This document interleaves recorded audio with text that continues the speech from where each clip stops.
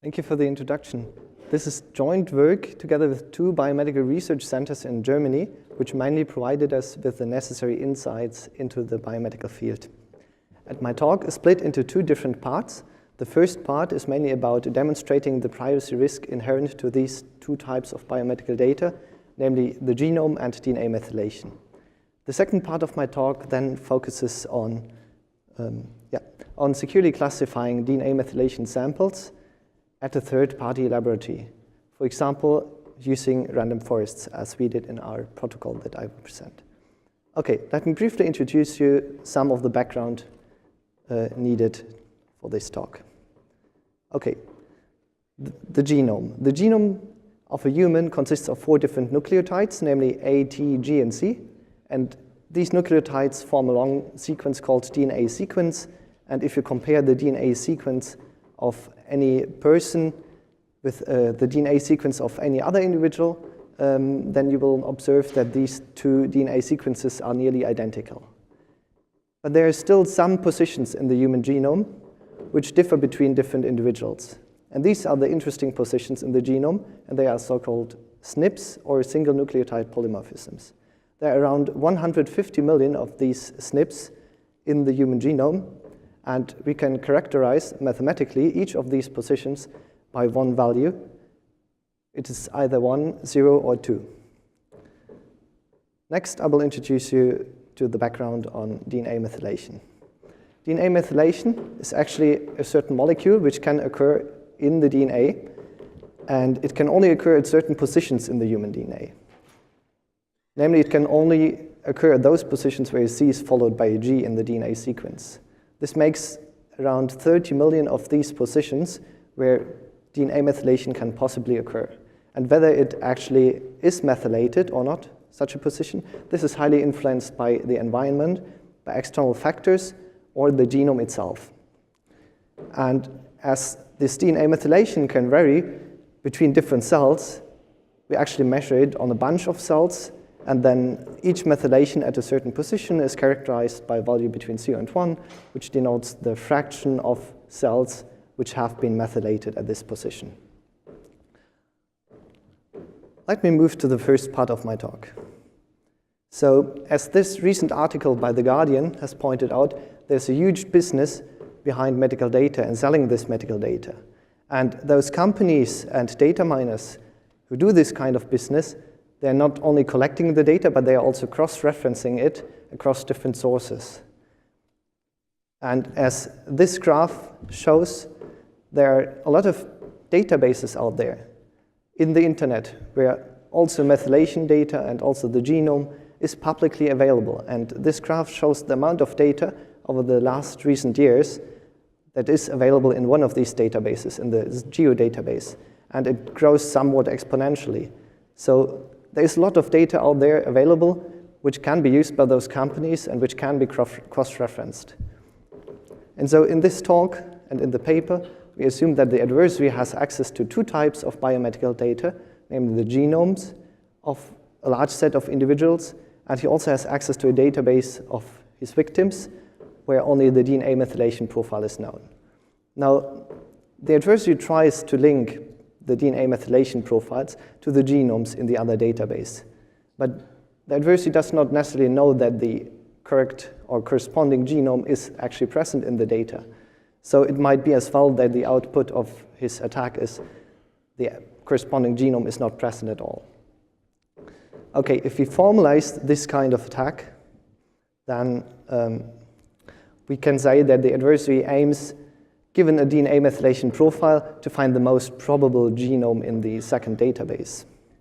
And if you look at a specific position of DNA methylation and a specific position of SNPs, this graph denotes is a histogram on the methylation levels at a certain position, and I colored the histogram depending on the SNP value at another position. And you can see that these histograms are quite distinct. So given the methylation level at a certain position, in this graph we are actually able to predict the SNP value at another position by just looking to which of these colors here it would belong. And this is also the intuition we will use in this kind of attack. And we make it a bit simpler by pre-selecting independent pairs of DNA methylation and SNPs where there is a high correlation between these two types of data at these positions.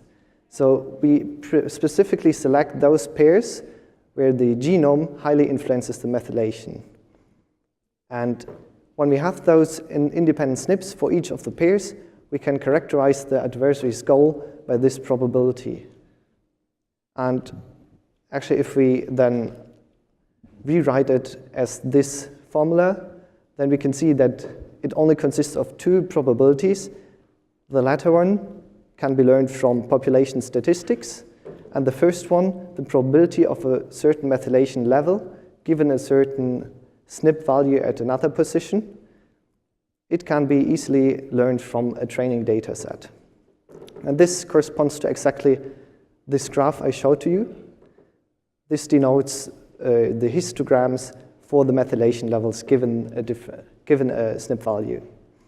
And as you can see here, this distribution, it looks somewhat like a normal distribution, and that's also the assumption we make in our paper.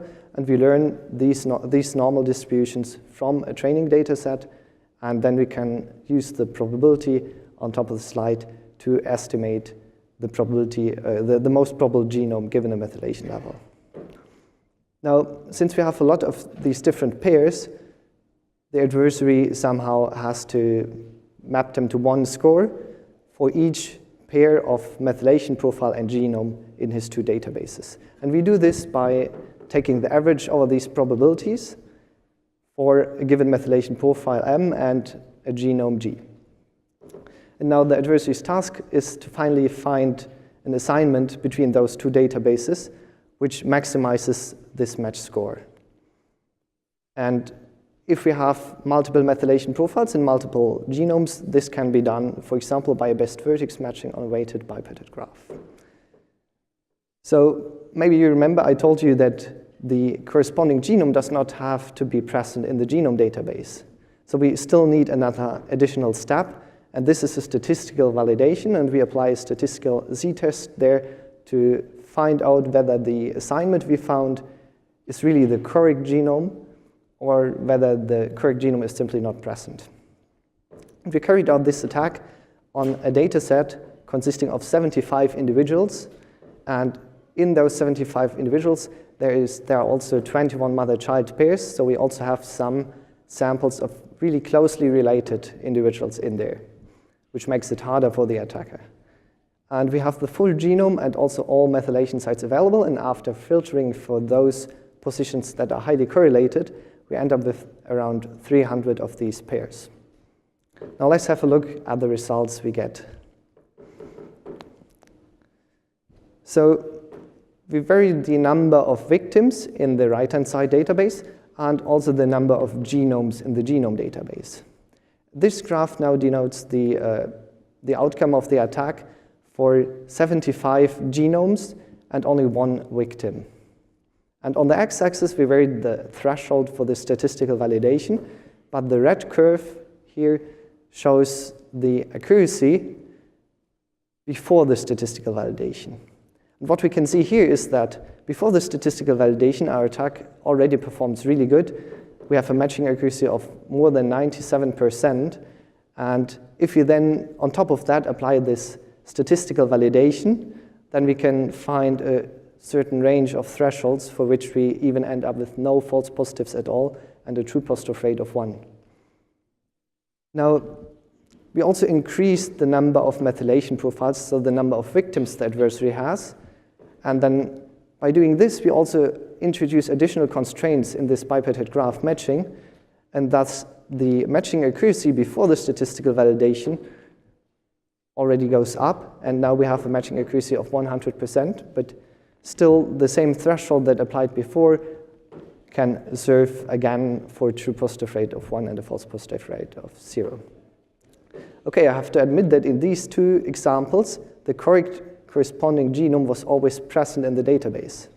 So we also varied the presence probability of the corresponding genome, and we did this here on the x-axis, and the interesting case is at 0, when the corresponding genome is simply not present in the genome database. And then we see that actually we have a quite high chance to match the methylation profile of the victim actually to the genome of a relative, so of the corresponding mother or child. But still, as the blue line on top shows, that our statistical test, our statistical validation is still able to detect those cases and reject those cases where we match to the relative instead of the real individual. Okay, as I said, we also vary the number of genomes in the genome database. And this is done here by adding 2,500 more genomes successively to the genome database. And the interesting thing here is that the matching accuracy remains stable the whole time. That means we do not introduce any genome that is more close to the actual genome so we do not introduce any new genome that increases the match score. Okay, so in this first part of my talk, I have shown you that we are able to provide an attack against these two types of data, which provides already a fairly good matching accuracy without any statistical validation. Using the statistical validation, we are also able to remove all false positives.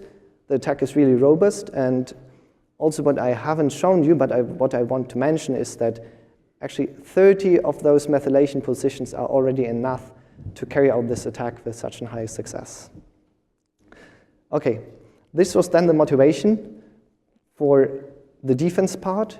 We looked at applications of DNA methylation in practice, and there is, for example, a random forest classifier that is used in practice. It's called MEthPet. It is trained on brain tumor cases and is able to distinguish between different types of brain tumors based on DNA methylation profiles.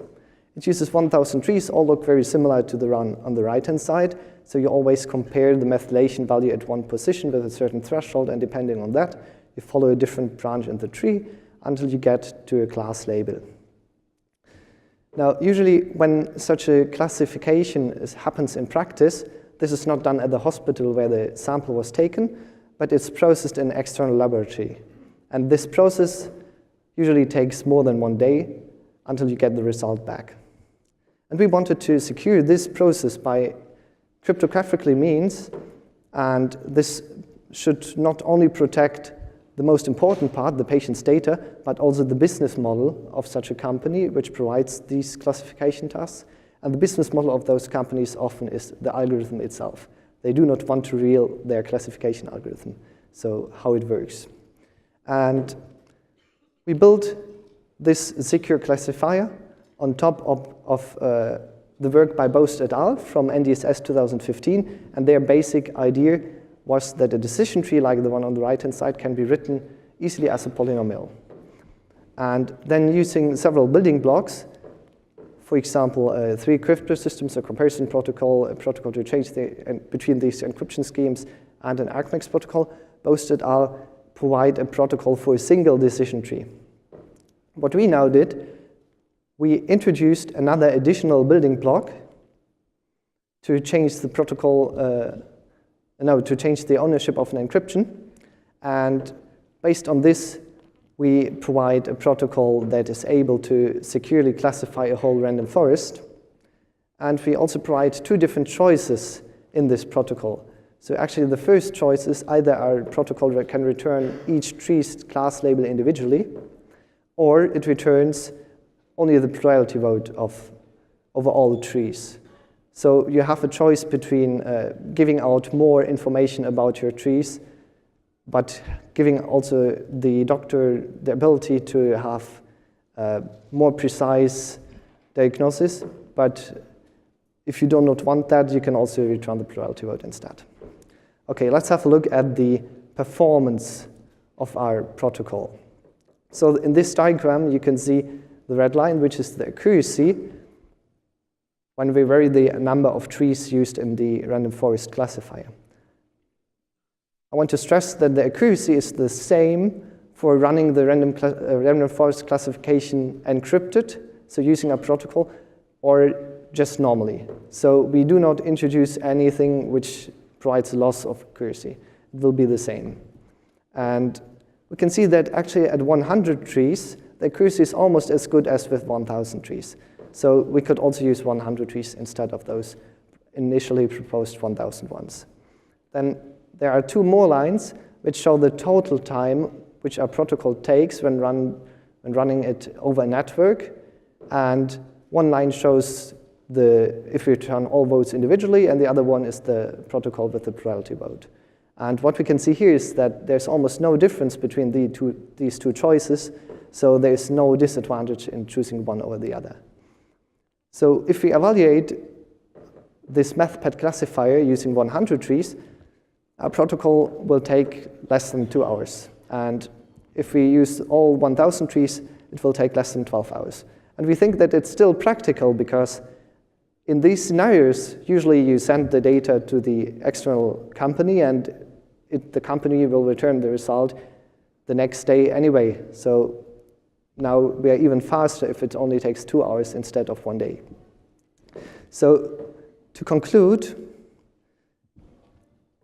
I hope that I have shown you in the first part that there's a huge potential privacy threat when different types of biomedical data can be combined. And our attack that I presented here is really robust against adding more genomes to this genome database, and it provides a really good accuracy. And in the second part, I presented you very briefly a provably secure protocol which enables the secure classification of, for example, in this case, brain tumor cases in an external facility. So I thank you for your attention, and I'm happy to answer any questions.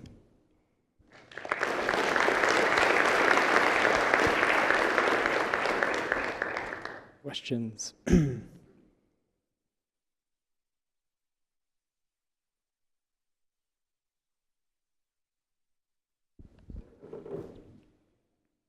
Have you explored potential for applying a statistical attack against the secure classification mechanism that is stealing the model via the decisions returned by the sampler, by the classifier? Can you repeat? Is it possible to steal the decision trees based on the outputs that they produce? Okay. I think it is quite hard. I would not say it's impossible, so we assume an honest but curious model in our protocol.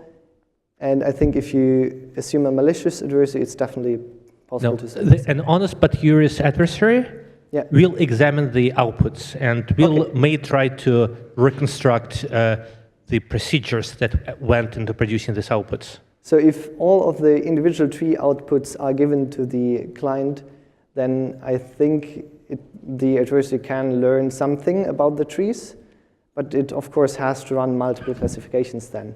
If only the plurality vote is given, then it becomes really hard. Yeah. And I don't think it's possible then.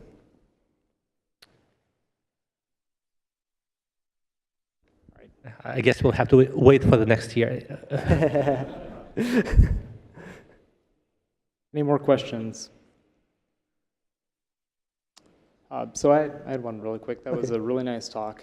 Thanks for giving that, and it's great work. So when you did the statistical validation, you showed that there exists a threshold where you don't get any false positives, but the attacker doesn't necessarily know what that threshold is in advance, correct? Right. So what we have seen in one of the graphs I also showed here, but I didn't explain it. If you increase the number of genomes in the genome database, this threshold converges to one value. So I think if the number of genomes the attacker uses is really high, he can guess a really good value for this threshold. Okay, so you can kind of use other data and get a good threshold to apply to future cases, and your suspicion is that that'll give you pretty good false positive rates still. Yeah, exactly. Okay, cool. All right, let's thank the speaker again.